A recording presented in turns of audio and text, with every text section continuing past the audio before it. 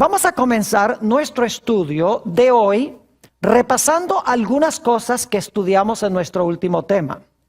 Ustedes recuerdan que nuestro tema central fue Génesis 22 y nos dimos cuenta que la historia del sacrificio de Isaac era un símbolo o una representación, una ilustración de lo que iba a ser Jesús cuando Jesús viniera a este mundo.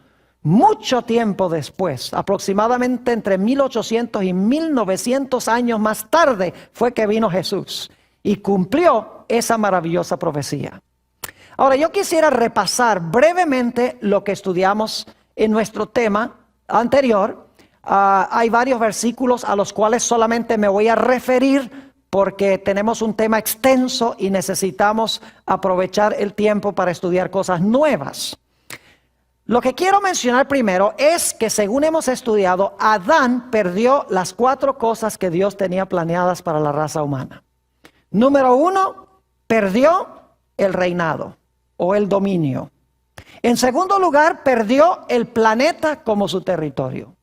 En tercer lugar, en lugar de la bendición, el hombre trajo la maldición. Y en cuarto lugar, en lugar de llenar la tierra con una raza santa, con una raza pura, encontramos que como consecuencia del pecado, la tierra empezó a llenarse de una raza inicua que finalmente iba a traer el diluvio. Pero como vimos en nuestro último estudio, Dios le prometió a Abraham de que él iba a restaurar lo que Adán perdió.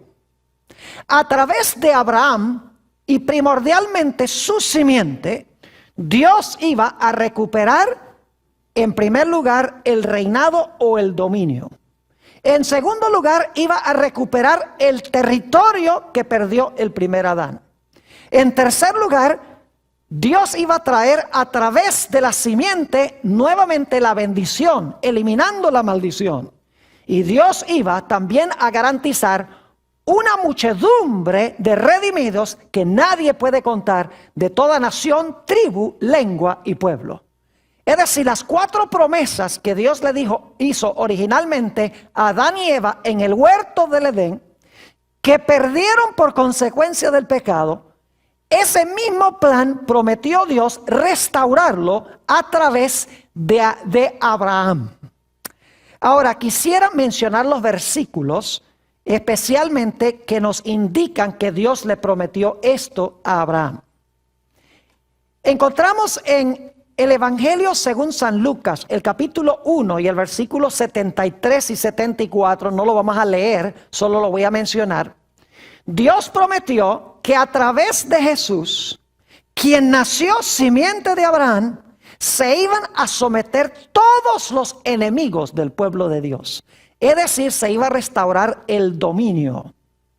Encontramos en Romanos 4 y el versículo 13 que a través de la fe, Abraham y sus descendientes iban a ser herederos del mundo. Es decir, iban a recuperar el territorio perdido. No solo el dominio, sino el territorio.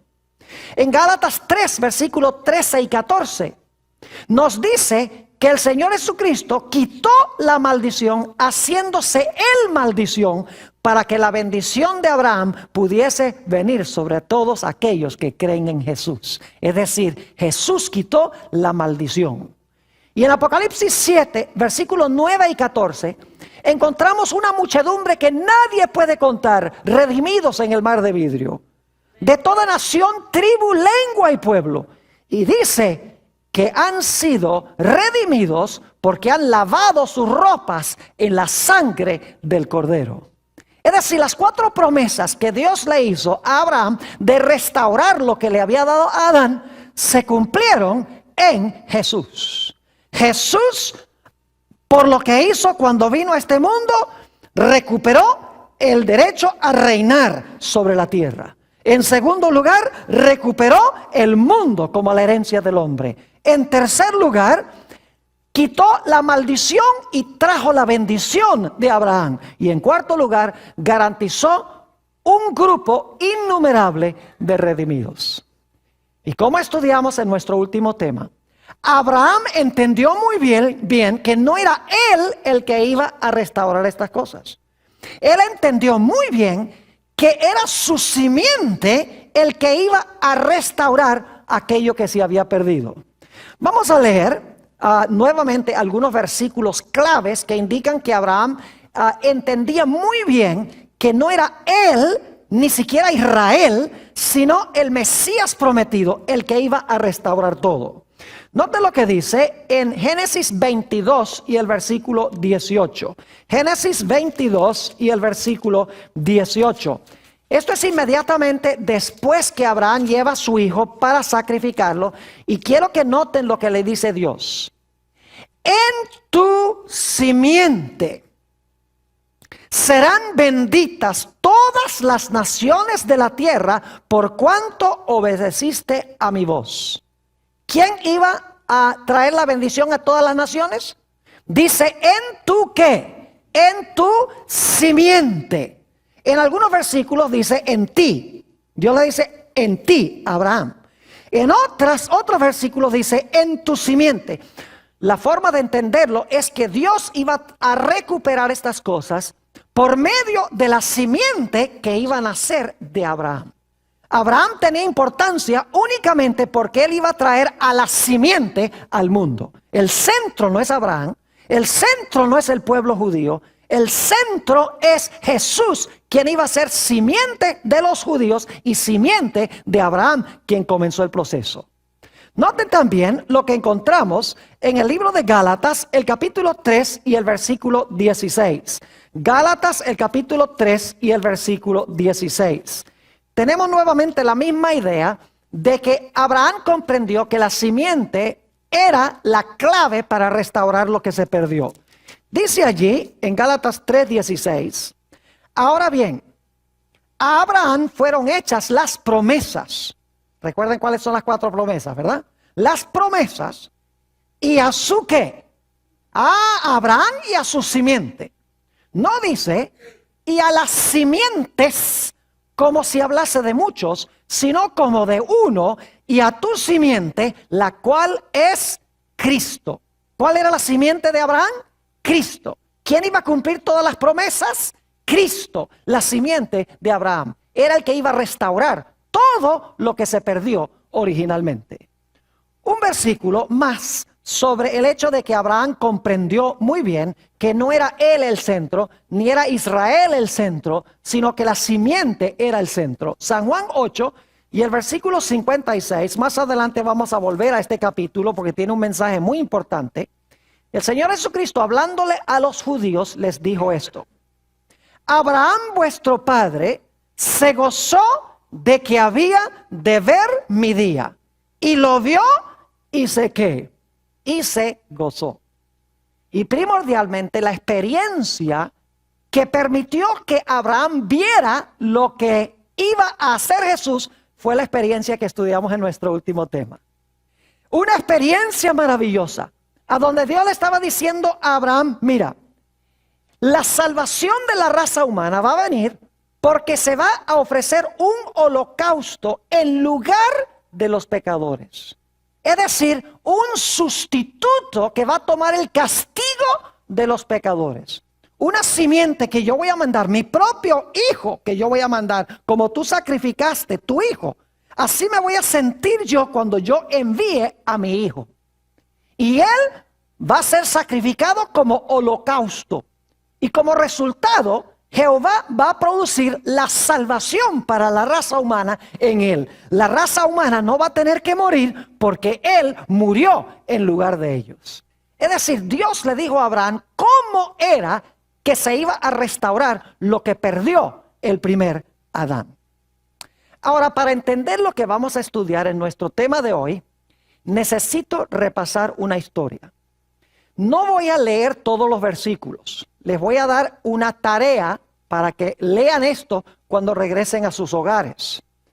Voy a contarles la historia que encontramos en Génesis 16 y 17. Y muchos de ustedes indudablemente conocen esta historia. Ustedes pueden leer estos 2 capítulos en unos pocos minutos para cerciorarse de lo que yo les voy a relatar ahora. no tenemos tiempo para leer todos los versículos, pero ustedes van a encontrar que la descripción que yo estoy dando es precisamente lo que se da en estos dos capítulos. Es la historia de los dos hijos de Abraham.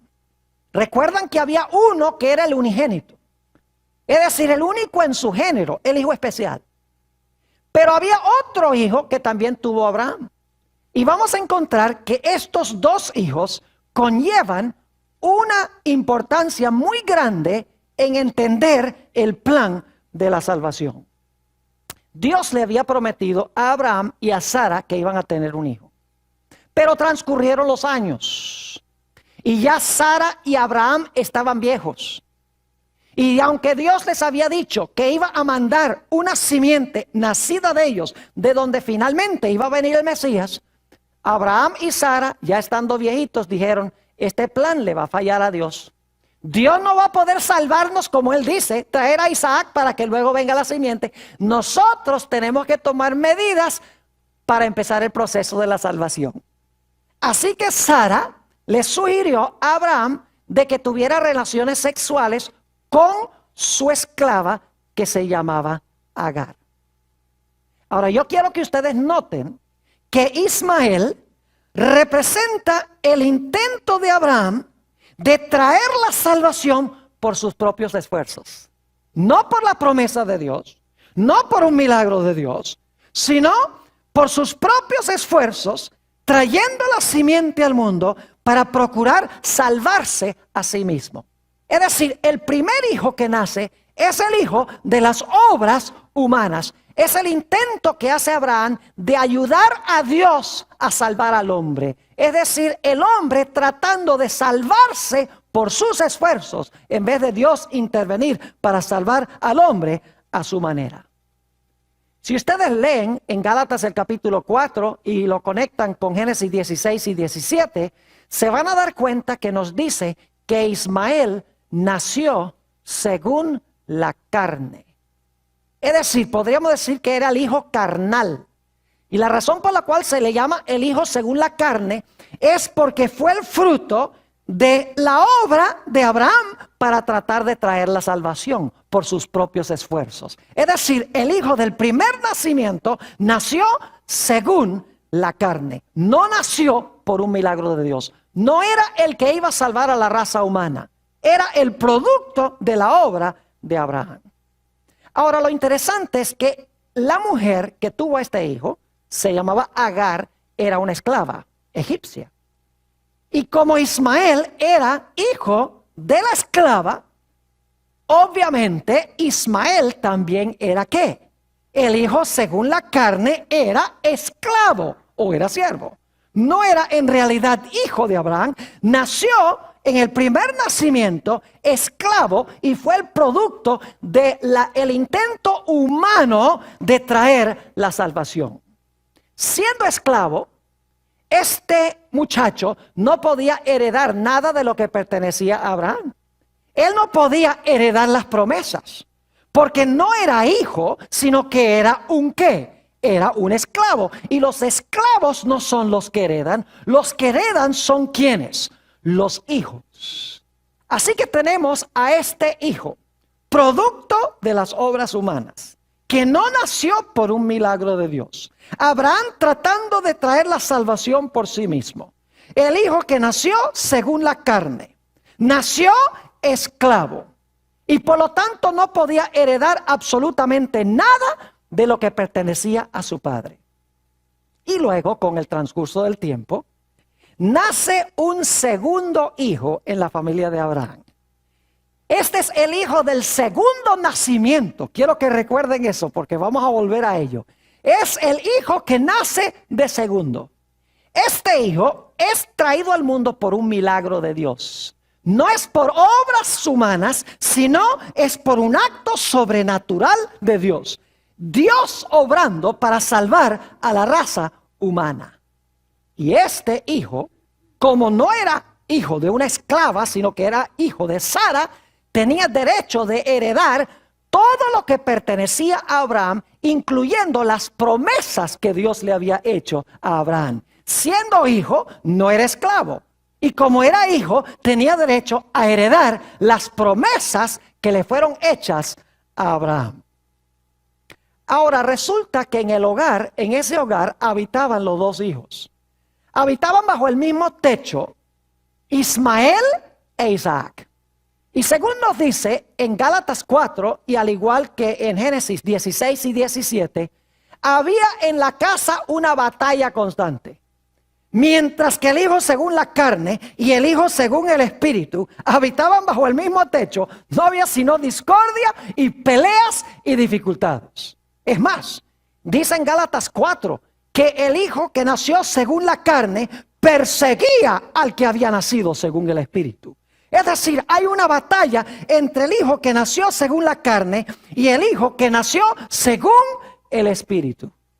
Así que Dios le dio un consejo drástico a Abraham. Un consejo bien difícil de seguir. Y el consejo se lo dio a través de Sara, su esposa. Dios le dijo, mira, ese hijo que nació según la carne, que es el producto de las obras humanas, que es un esclavo, que no tiene derecho de heredar nada, mucho menos las promesas que yo te hice, échalo y destiérralo de la casa.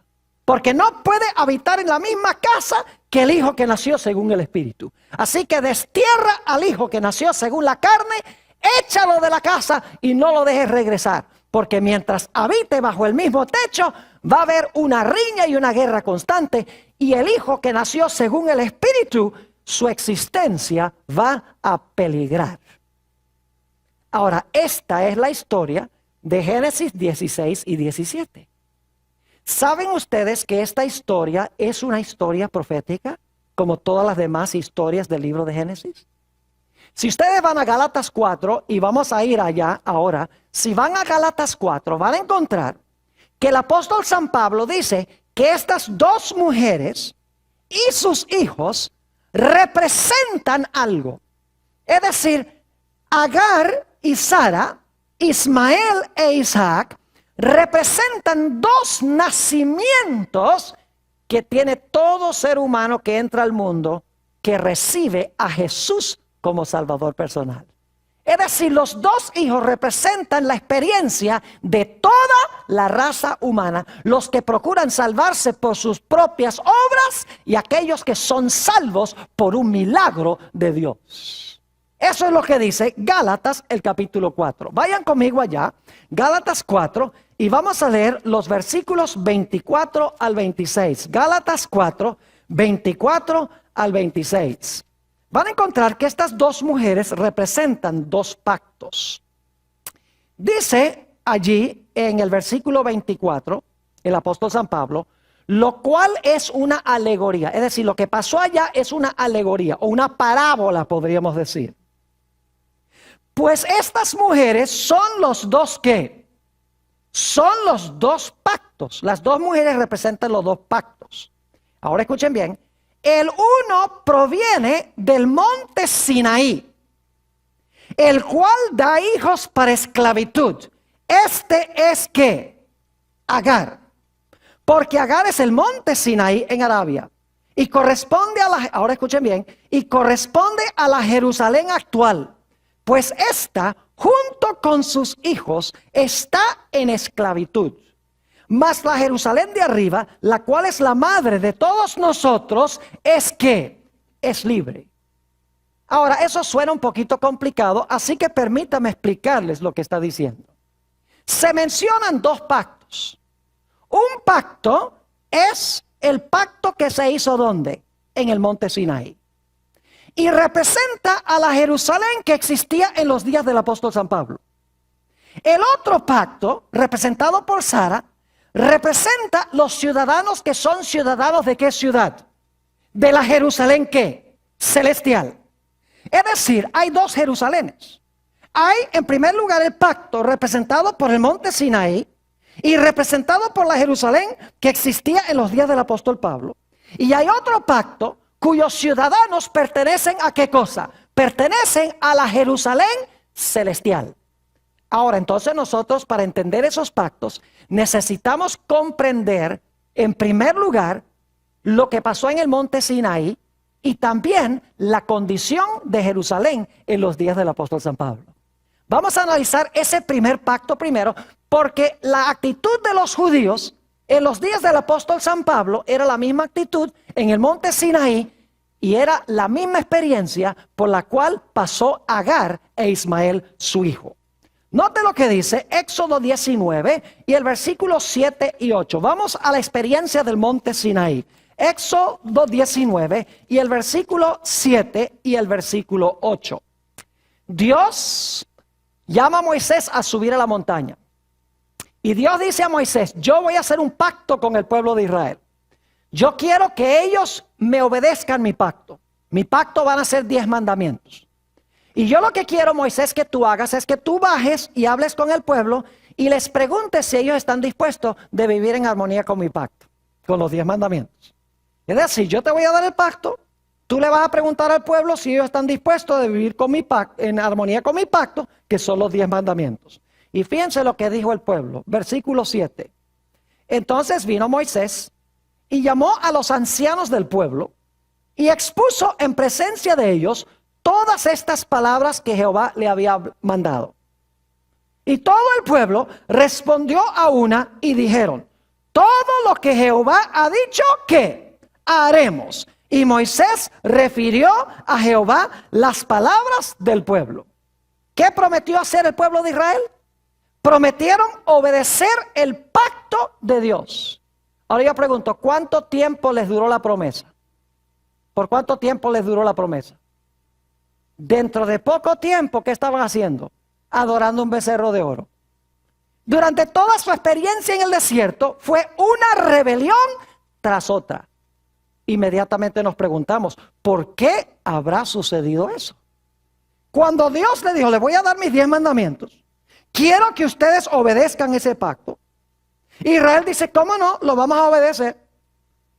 Pero a la hora de la verdad, lo que hicieron fue constantemente desobedecer el pacto que Dios hizo. ¿Por qué razón? Les voy a explicar. Es porque el pueblo de Israel quería obedecer el pacto por sus propios esfuerzos. Así como en el caso de Abraham, procuró traer la simiente por sus propios esfuerzos.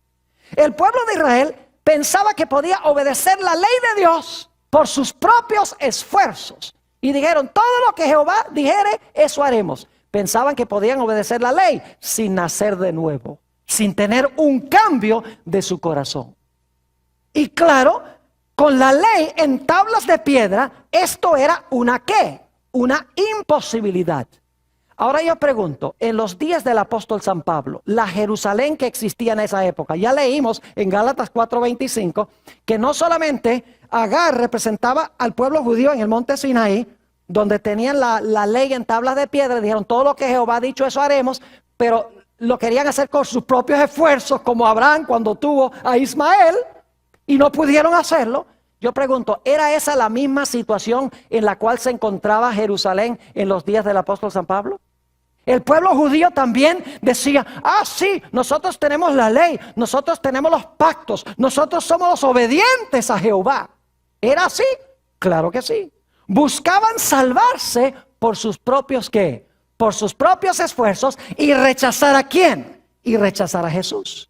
Así como Abraham procuró traer la salvación por sus propios esfuerzos, trayendo al mundo a Ismael, el pueblo judío en el monte Sinaí procuró obedecer a Dios por sus propios esfuerzos. Y en los días del apóstol San Pablo procuraba salvarse por sus propios esfuerzos, sin Jesús, sin tener el Hijo de la promesa.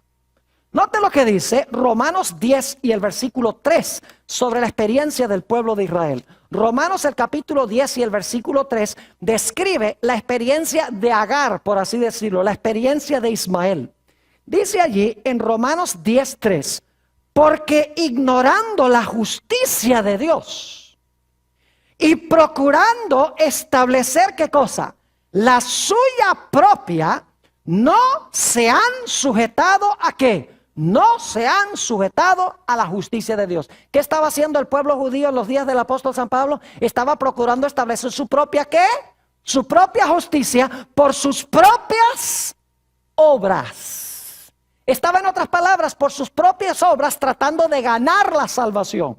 Así como Abraham estaba procurando traer la salvación por sus propios esfuerzos que produjo el hijo según la carne, Ismael. ¿Me están entendiendo lo que estoy diciendo? La experiencia del pueblo judío en el Sinaí y su experiencia en Jerusalén en los días del apóstol Pablo era que ellos estaban intentando traer la salvación, traer la justicia por sus propios esfuerzos, como había hecho Abraham cuando decidió traer la salvación a través de sus propios esfuerzos, trayendo a Ismael al mundo, el hijo según la carne. Ahora yo pregunto, ¿en el nuevo pacto hay ley? Porque son dos pactos. Tenemos el pacto de las obras, de la salvación propia por las obras, y tenemos en el otro lado el pacto que es representado por la Jerusalén de arriba, representado por los que reciben a Jesús. Yo quiero que ustedes sepan algo. No es que en el antiguo pacto hay ley y en el nuevo pacto no hay ley. Así no es. La diferencia radica en que en el viejo pacto la ley está escrita en tablas de piedra. Y el pueblo mira las tablas de piedra y dice, todo lo que Jehová ha dicho, eso haremos. En el nuevo pacto existe la misma ley. Pero en vez de estar la ley escrita en tablas de piedra, la ley está escrita ¿dónde? Está escrita en las tablas del corazón, por un milagro de Dios. Y entonces, en vez de tratar de obedecer la ley para establecer nuestra propia justicia, Dios escribiendo su ley en el corazón, la justicia sale del corazón, que es obra milagrosa de Dios. ¿Están entendiendo lo que estoy diciendo? En los dos pactos hay ley, porque algunos ministros dicen, oh, en el Antiguo Testamento la salvación era por ley, ahora es por gracia. En el antiguo pacto la salvación era por obras, ahora es por la fe. No, señor. En los dos pactos existe la misma ley. La única diferencia es que en el primer pacto la gente trata de salvarse por sus obras, mientras que en el nuevo pacto la ley está en el corazón. Dios salva al individuo por un milagro y como consecuencia hacemos las obras por complacer a Dios. Pero es la misma ley en ambos casos. Ahora quiero que notemos Juan, el capítulo 1 y los versículos 12 y 13. Estos dos hijos en realidad representan dos nacimientos. ¿Recuerdan que hemos estudiado en el tema sobre el bautismo los dos nacimientos que la gente tiene en este mundo? Noten lo que dice San Juan 1 y el versículo 12 y 13. El primer hijo nació según la ¿qué? La carne, porque fue producto de las obras humanas. El segundo hijo nació según el ¿qué? Lo dice Gálatas 4, según el Espíritu, porque fue obra ¿de quién? De Dios. Fíjense Juan 1 y el versículo 12 y el versículo 13. Dice aquí, vamos a leer el 11 para el contexto, a los suyos vino y los suyos no le recibieron. Mas a todos los que le recibieron, a los que creen en su nombre, les dio potestad de ser hechos, ¿qué cosa? Hijos de Dios. Los cuales, ahora escuchen bien, no son engendrados de sangre, ni de voluntad de carne, ni de voluntad de varón, sino de ¿quién? De Dios. ¿Quién fue el que trajo el nacimiento de Isaac? Fue Dios, por un milagro. ¿Quién trajo el nacimiento de Ismael? Abraham, por una relación natural que él tuvo con una esclava. Es decir, nuestro primer nacimiento es representado por el nacimiento de Ismael, porque nacemos según la carne y no podemos hacer el bien naciendo en nuestro primer nacimiento. El segundo hijo, que nace por la promesa y por el Espíritu Santo, representa a Dios quien hace la obra a través de su Espíritu Santo. ¿Me están entendiendo? Dos nacimientos, los que nacen según la carne y los que nacen según la voluntad de Dios. Noten también lo que dice San Juan, el capítulo 3, San Juan, el capítulo 3, y vamos a leer los versículos 3, 5 y 6. San Juan 3 y el versículo 3. Respondió Jesús y les dijo, de cierto te digo, que el que no naciere, ¿qué? De nuevo, no puede ver el reino de Dios. ¿Es un problema que hayamos nacido solamente de la carne? ¿Podemos salvarnos naciendo de la carne? No, Señor. Solamente podemos nacer del Espíritu y salvarnos. Noten el versículo 5. Respondió Jesús, de cierto te digo, que el que no naciere de agua y del ¿qué? Y del Espíritu no puede entrar en el reino de Dios. Lo que es nacido de la carne ahí está Ismael, carne es. Y lo que es nacido del Espíritu, ¿quién es ese? Isaac, espíritu es. Es decir, estos dos hijos representan dos diferentes conceptos que tiene la gente de la salvación. Un concepto es que yo me salvo por mis propios esfuerzos y que mi primer nacimiento es suficiente. El otro representa a aquellas personas que reconocen que solo pueden nacer de nuevo por un milagro de Dios y solo pueden vivir conforme al Espíritu, porque la salvación la trae Dios, no la traigo yo. Gálatas 4 y el versículo 4 al 7 contiene la misma idea. Gálatas 4 y los versículos 4 al 7. Fíjese qué interesante este pasaje. Dice: pero cuando vino el cumplimiento del tiempo, Dios envió a su Hijo, nacido de mujer y nacido bajo la ley. Ahora escuchen bien. Para que redimiese a los que estaban bajo la ley, a fin de que recibiésemos la adopción de ¿qué? De hijos. Yo pregunto, si recibimos la adopción de hijos, ¿éramos hijos antes? Si Dios tiene que adoptarnos como hijos, ¿éramos hijos antes? No. Versículo 6. Por cuanto sois hijos, Dios envió a vuestros corazones, ¿qué cosa? El espíritu de su Hijo, el cual clama, Abba, Padre. Y ahora noten el versículo 7. Así que ya no eres ¿qué? Esclavo. ¿Quién era el esclavo en la historia de Ismael e Isaac? ¿Isaac? No. ¿Quién? Ismael. Muy bien. Así que ya no eres esclavo, sino hijo. Y si hijo también, ¿qué cosa? Heredero de Dios por medio de Cristo. Es decir, nuestro primer nacimiento produce un esclavo.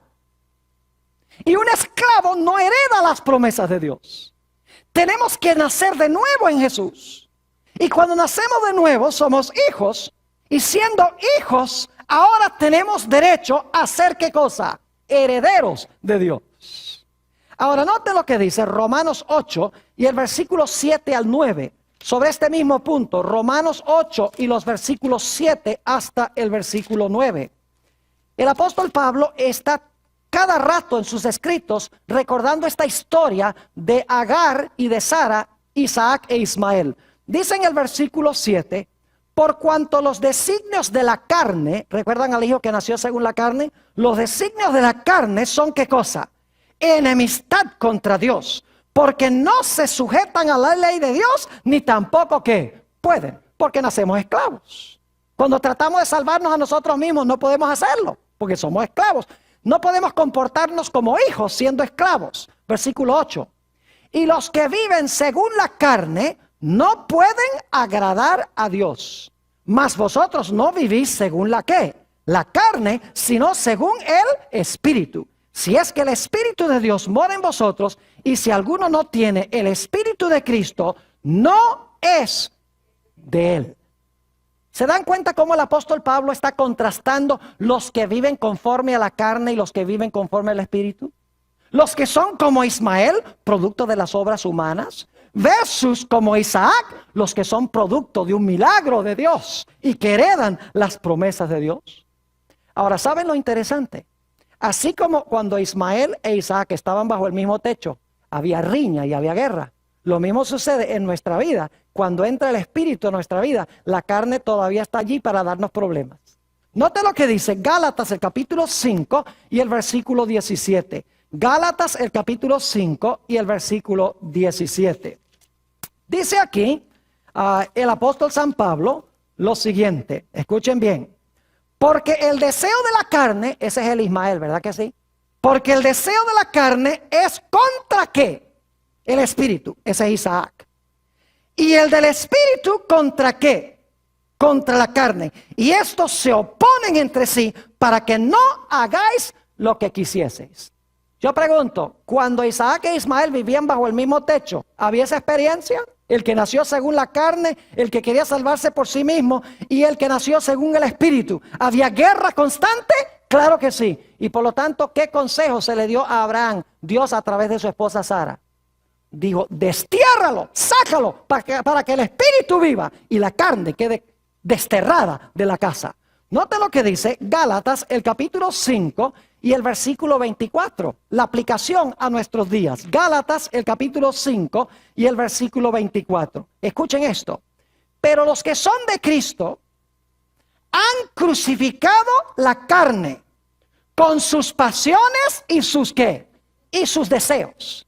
¿Qué dice Dios que debemos hacer nosotros? Debemos expulsar la ¿qué? Debemos expulsar la carne y dejar que gobierne en nuestra vida, ¿qué cosa? El Espíritu. ¿Saben que para Abraham fue difícil desterrar a Ismael? Le fue difícil. Dijo, ¿cómo me pides que haga eso? Dios dice, mientras no hagas eso, mientras no destierres al hijo que nació según la carne, el hijo según el Espíritu va a peligrar. Expúlsalo. De la misma manera Dios dice, mientras la carne y el Espíritu están allí juntos, el Espíritu va a ser destruido por la carne. Crucifica la carne, destierra la carne, en otras palabras, para que pueda reinar y gobernar el Espíritu en nuestra vida. Ahora noten Gálatas, el capítulo 3 y el versículo 26 al 29. Gálatas 3 y el versículo 26 al 29. Escuchen lo que les voy a decir. El apóstol San Pablo está diciendo que los judíos, escuchen bien, de la época del apóstol San Pablo, no eran judíos, sino que eran ¿qué? Árabes. ¿Saben ustedes que los árabes vienen de Ismael? ¿Ustedes sabían que los árabes vienen de Ismael? Sí. Ahí fue que se orinó toda esta pelea entre árabes y judíos. Cuando nació Ismael, vienen los árabes, de Isaac vienen los judíos. Pero ¿sabe lo que está diciendo el apóstol San Pablo en Gálatas 4? Está diciendo que los judíos, como hacen como Ismael, son producto de las obras de la carne y no del milagro de Dios, no son hijos de Sara, ni son simiente de Isaac, sino son hijos de ¿quién? Son hijos de Agar y simiente de Ismael. Es decir, el apóstol Pablo está diciendo que los judíos no son judíos. Yo no sé si ustedes están entendiendo lo que estoy diciendo. El apóstol Pablo dice, la Jerusalén que es ahora, con sus descendientes son de la esclava. Es decir, están diciendo, los judíos de mi día no son descendientes de Isaac, son descendientes de Ismael. Porque tratan de traer la salvación por sus propios esfuerzos, como procuró hacer Abraham. ¿Me están entendiendo lo que estoy diciendo? Ahora, noten Gálatas 3 y el versículo 26. Gálatas 3, 26. Pues todos sois hijos de Dios por la fe en Cristo Jesús. Porque todos los que habéis sido bautizados en Cristo, de Cristo estáis vestidos. Y ahora escuchen bien. Ya no hay judío ni griego. No hay esclavo ni libre. No hay varón ni mujer. Porque todos vosotros sois uno en Cristo Jesús. Y ahora escuchen bien. Y si vosotros sois de Cristo, ciertamente, simiente, dice el original, simiente de Abraham sois y herederos según la ¿qué? La promesa. ¿Cómo es que nosotros heredamos las promesas que Dios le hizo a Abraham? ¿Siendo de quién? Siendo bautizados y uniéndonos con ¿quién? Cristo. Si somos de Cristo, ¿somos simiente de quién? Somos simiente de Abraham. ¿Y si no somos de Cristo? Si somos de Cristo, somos simiente de Abraham a través de Isaac. Si no hemos aceptado a Cristo y procuremos salvarnos por nuestros propios esfuerzos, somos esclavos descendidos de quién? Descendidos del linaje de Ismael, es lo que se está diciendo. Espiritualmente, no literalmente, dicho sea de paso. Ahora, quiero que noten algunos textos muy interesantes del apóstol San Pablo. Vayan conmigo a Romanos 2 y el versículo 28 y 29. Romanos 2 y el versículo 28 y 29. Quiero que noten que el apóstol Pablo dice algunas cosas bien raras aquí. Escuchen lo que dice. Pues no es judío el que lo es exteriormente, ni es la circuncisión la que se hace exteriormente en la carne. Y el apóstol Pablo dice, una persona que se circuncida no es judío. Versículo 29. sino que es judío el que lo es en lo interior. Y la circuncisión es la del ¿qué? La del corazón, en espíritu, no en letra, la alabanza del cual no viene de los hombres, sino ¿de quién? De Dios. Yo pregunto entonces, ¿los judíos allá en el Medio Oriente que no han aceptado a Jesús, son judíos? Según Pablo, no. Porque es judío, no el circunciso físicamente, sino el que tiene el corazón circuncidado y ha recibido ¿a quién? A Jesús. Si vosotros sois de Cristo, simiente de Abraham sois. Note lo que dice Romanos 9 y el versículo 6 al 8. Romanos 9 y el versículo 6 hasta el versículo 8. La misma idea. No que la palabra de Dios haya fallado. Ahora escuchen, porque no todos los que descienden de Israel son israelitas. ¿Cómo dicen ustedes? Que no todo israelita es israelita. ¿Quiénes eran los judíos de los días del apóstol San Pablo? ¿Eran judíos o descendían de Agar y de su hijo Ismael espiritualmente? Descendían de Ismael, porque eran esclavos, querían salvarse a sí mismos, representados por Ismael. Mientras que los que habían aceptado a Cristo creían que eran salvos por gracia, a través de la fe. Y aunque no eran judíos literales, eran judíos a la vista de Dios. Porque ser judío es unirse con Jesús. Ser simiente de Abraham es unirse con Jesús. Lo cual significa que usted puede ser judío, vivir en Jerusalén y tener el apellido Goldberg y no ser judío, si no se ha unido con Jesús. Porque ser judío es unirse con Cristo, es ser descendiente de Isaac. Sigue diciendo en el versículo 7, ahora escuchen bien, ni por ser descendientes de Abraham son todos hijos. Usted puede descender de Abraham y no ser hijo de Abraham. En Isaac te será llamada descendencia. Solo los que descienden de Isaac, que significa que aceptaron ¿a quién?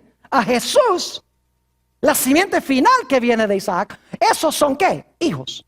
Los otros pueden haber nacido judíos, pero si no han recibido a Jesús, no vienen de Isaac, sino que vienen espiritualmente ¿de quién? De Ismael. Versículo 8. Esto es, no los que son hijos según la carne, judíos literales, son los hijos de Dios, sino los que son hijos según la promesa, es decir, la promesa que Dios le dio a Abraham, los que son contados como ¿qué? Como descendientes. ¿Están entendiendo lo que estoy diciendo? Es decir, ser judío no significa tener sangre literal de Abraham en las venas. No significa vivir en el Medio Oriente. No significa tener un apellido judío. Uno puede ser un judío y no ser judío. Porque ser judío, espiritualmente hablando, significa unirse a Cristo. Si sois de Cristo, eres simiente de Abraham. Entonces yo pregunto, cuando las profecías dicen al final del tiempo que los impíos se van a lanzar contra Israel, ¿significa que se van a lanzar contra ese pueblo allá en el Medio Oriente? No, ¿contra quiénes se van a lanzar? Contra los que recibieron ¿a quién? A Cristo, porque esos son los judíos. La mayoría de los intérpretes de las profecías dicen, aquí dice que la guerra final va a ser contra los judíos. Bueno, hay que mirar al Medio Oriente, pero según la definición del apóstol Pablo, esos no son judíos. Así que cuando la guerra es contra los judíos, contra Israel, no es contra el Israel de la carne, el Israel literal, sino es contra el Israel espiritual. Noten San Juan 8, vamos rápidamente a San Juan, el capítulo 8, y vamos a leer el versículo 30, empezando en el versículo 32. Hay varios puntos que quiero recalcar aquí. Juan, el capítulo 8 y el versículo 32. Aquí Jesús está llevando una conversación con los judíos de su época. Y tenemos que avanzar más o menos rápido a través de estos versículos. Dice en el versículo 32 Jesús, y conoceréis la verdad, y la verdad os hará libres. ¿Qué está diciendo Jesús? ¿Ustedes son qué? Ustedes son esclavos. Para ser libres tienen que conocer ¿qué cosa? Tienen que conocer la verdad. ¿Y quién es la verdad? Jesús. Yo soy el camino, la verdad y la vida. Versículo 33. Le respondieron, simiente de Abraham somos. En realidad aquí dice linaje Yo no sé por qué la versión del 60 a veces dice linaje, a veces descendiente, a veces simiente. Es la mismita palabra, simiente. Dice, le respondieron, simiente de Abraham somos y jamás hemos sido esclavos de nadie. ¿Cómo dices tú, seréis libres? Dice, somos hijos de Abraham. Ahora fíjense cómo se complica la conversación. Versículo 34. Jesús le respondió, de cierto os digo que todo aquel que hace pecado, esclavo es del pecado. Y el que nace según la carne no puede hacer el bien. Es un esclavo el que rechaza a Jesús.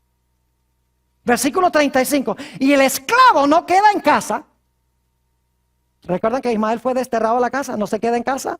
El esclavo no queda en casa para siempre. El hijo sí queda para siempre. Así que si el Hijo os libertare, seréis verdaderamente libres. Tienen que aceptarme a mí, dice Jesús, para ser simiente de Abraham.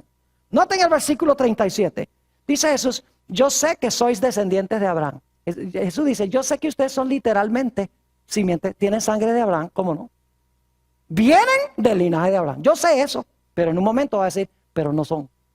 Fíjense, sé que sois simiente de Abraham, pero procuráis matarme porque mi palabra no haya cabida en vosotros. Yo hablo lo que he visto cerca del Padre y vosotros hacéis lo que habéis oído cerca de vuestro Padre. Respondieron y le dijeron, nuestro Padre es Abraham. Jesús les dijo, si fueseis hijos de Abraham, las obras de Abraham haríais.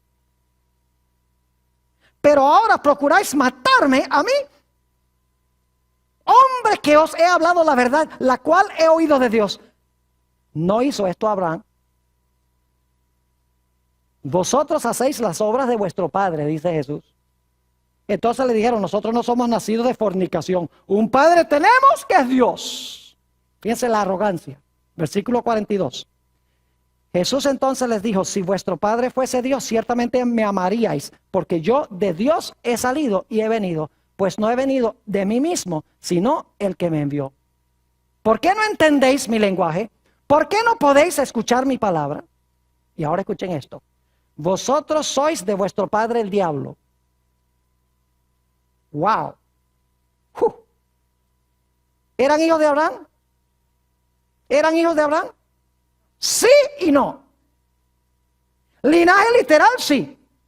Pero eran en verdad hijos espirituales de Abraham. No, ¿eran judíos en verdad? ¿Eran israelitas en verdad? No, porque rechazaban a quién. Rechazaban a Jesús. Vosotros sois de vuestro padre el diablo, y los deseos de vuestro padre queréis hacer. Él ha sido homicida desde el principio y no ha permanecido en la verdad, porque no hay verdad en él. Cuando habla mentira, de suyo habla, porque es mentiroso y padre de mentira. ¿Se dan cuenta que hay dos clases de judíos? Los judíos según la carne y los judíos según ¿qué? El espíritu. Los judíos según la carne descienden ¿de quién? De Agar e Ismael. Mientras que los judíos según el espíritu descienden ¿de quién? De Sara y de Isaac. Y lo interesante es que ¿cuál es la ciudadanía de los que nacieron según la carne? El apóstol Pablo dice, la Jerusalén que es ahora, que todo el mundo quiere salvarse ellos mismos. Mientras que la ciudadanía de los que han recibido a Jesús está ¿dónde? En la Jerusalén celestial que es libre. Por eso dice la Biblia que Abraham buscaba una ciudad cuyo artífice y fabricante es Dios. Abraham no estaba mirando una Jerusalén terrenal con arrogancia. Él sabía que la promesa se iba a cumplir con la Jerusalén celestial, aceptando a Jesús y viviendo conforme al Espíritu. Noten el apóstol San Pablo en Filipenses el capítulo 3 y el versículo 4 al 8. Filipenses el capítulo 3 y los versículos 4 al 8. El apóstol Pablo una vez fue un judío literal. ¿No es así? Fue judío literal y estaba bien orgulloso de serlo, dicho sea de paso. Así que vamos a ver la experiencia del apóstol San Pablo. Filipenses, el capítulo 3 y empezando en el versículo 4. Dice el apóstol San Pablo, aunque yo también de qué confiar en la carne tengo. ¿Se dan cuenta? De confiar en la carne. Ahí está el mismo término. Si alguno piensa que tiene de qué confiar en la carne, yo más. Circuncidado al 8º día, del linaje de Israel, de la tribu de Benjamín, hebreo de hebreos. En cuanto a la ley, fariseo. En cuanto al celo, perseguidor de la iglesia. En cuanto a la justicia que es en la ley, irreprensible. ¿Era buen judío? Sí, pero ¿era en verdad judío? No. Ahora escuchen lo que dice el apóstol Pablo, el versículo 7. Pero cuantas cosas eran para mi ganancia, las he estimado como pérdida por amor de Cristo. Y ciertamente aún estimo todas las cosas como pérdida, es decir, nada de eso interesa. Por la excelencia del conocimiento de Cristo Jesús, mi Señor, por amor del cual lo he perdido todo y lo tengo por basura para ganar a Cristo. Yo pregunto, ¿ahora Saulo de Tarso era un verdadero judío cuando recibió a Jesús? Sí. ¿Antes era un verdadero judío? No, era descendiente ¿de quién? De Agar e Ismael. No de Sara y de Isaac. ¿Está claro? Estos dos hijos representan, en otras palabras, dos nacimientos. Me hace pensar de Natanael en San Juan el capítulo 1. El Señor Jesucristo ve a Natanael debajo de la higuera y dice, ese sí es un judío de verdad, verdad. Entonces, si es judío de verdad, verdad, hay judíos de mentira. ¿Y saben por qué era de verdad, verdad? Según San Juan 1, 47 y 49, porque él confesó, tú eres el Hijo de Dios, tú eres el Rey de Israel. Reconoció a Jesús como el Mesías, en otras palabras. Y usted recuerda la conversación de Jesús con la mujer samaritana, se encuentra en San Juan el capítulo 4, a donde el Señor Jesucristo está hablando con la mujer y la mujer orgullosamente dice, bueno, mire, nosotros creemos que se debe adorar aquí en este monte y los judíos dicen que hay que adorar en Jerusalén. Jesús dice, mire bien el día donde ni en este monte ni en Jerusalén, sino donde haya 2 o 3 reunidos en mi nombre, ahí va a estar Israel, ahí va a estar Jerusalén. Entonces yo pregunto, cuando las profecías dicen que al final de la historia las naciones van a atacar a Jerusalén, ¿se está refiriendo a esa Jerusalén allá en el Medio Oriente? No, se está refiriendo a los que son ciudadanos de la Jerusalén celestial, que se encuentran esparcidos ¿a dónde? En todo el mundo. Cuando dice que la batalla final va a ser contra Israel, no va a ser contra el Israel según la carne, sino el Israel según el ¿qué? Según el Espíritu, es decir, contra cristianos. Y fíjense que si la batalla final en la tribulación va a ser contra los cristianos, entonces los cristianos no se van a ir al cielo en el rapto secreto, porque aquí van a estar. ¿Me están entendiendo? Es decir, la guerra final es contra el Israel espiritual. No es contra el Israel literal. El Señor Jesucristo supo muy bien lo que estaba diciendo cuando dijo, ni en este monte ni en aquel. Sino los que me adoren van a adorar donde hay 2 o 3 reunidos en mi nombre. ¿En qué? En espíritu y en verdad. Es decir, a donde la gente adora a Cristo en espíritu y en verdad, ahí está Sión, ahí está Jerusalén, ahí está la tierra santa, ahí está Israel, ahí está el judío. Ahora esto es vital, necesitamos entenderlo para los temas que vamos a estudiar en los temas subsiguientes. Dios quiera que cada uno de nosotros recibamos a Jesús y pertenezcamos al verdadero Israel de Dios.